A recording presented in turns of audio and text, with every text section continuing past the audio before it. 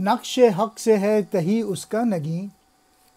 دل میں اٹھی آرزوئیں مٹ گئیں، یکے قلم محروم اولاد غیور، جان بدن میں صورت اہل قبور،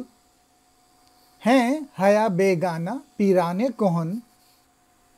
نوجوان مثل زنانہ مشغول تن، ان کے دل کی آرزوئیں بے ثبات،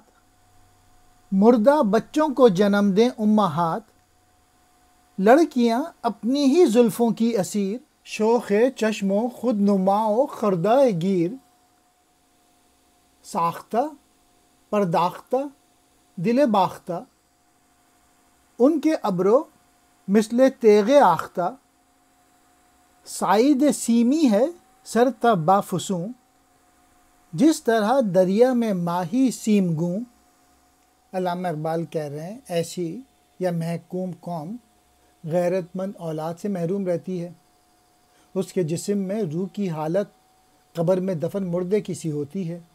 وہ زندہ اور روحانی جذبوں سے بے خبر یا محروم رہتی ہے،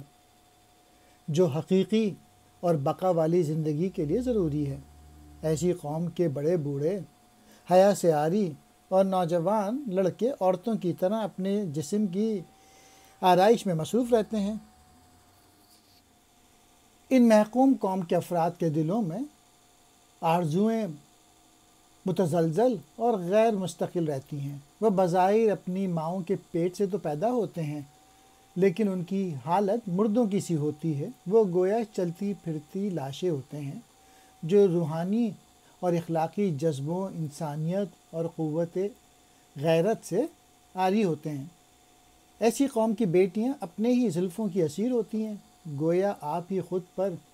عاشق و فریختہ ہوتی ہیں، وہ حیا سے بیگانہ، خود نما اور دوسروں پر نکتہ چینی کرنے والی ہوتی ہیں، یعنی دوسروں کے عیب نکالنے والی عورتیں ہوتی ہیں۔ یہ لڑکیاں بنی ٹھنی سنوارا دل پھیک ہیں، اور ان کی بھویں دو کینچی ہوئی تلوار کی مانند ہیں، بالواسطہ ان کے حسین ابروؤں کی عکاسی کی ہے، اور یہ کہ وہ اپنے حسن و عبر وغیرہ پر خود بھی عاشق ہوتی ہیں۔ ان لڑکیوں کی چاندی ایسی شفاف کلائیاں نظر کو لبھانے والی ہیں، ذرا لہروں کے اندر مچھلی کا سینہ دیکھو، یعنی ان کا لباس کچھ اس ڈھب کا ہوتا ہے کہ اس میں سے ان کا سینہ بالکل اس طرح سے صاف نظر آتا ہے جس طرح پانی میں مچھلی کا سینہ دکھائی دیتا ہے۔ ساختہ کہتے ہیں بننا، سنگھار کرنا،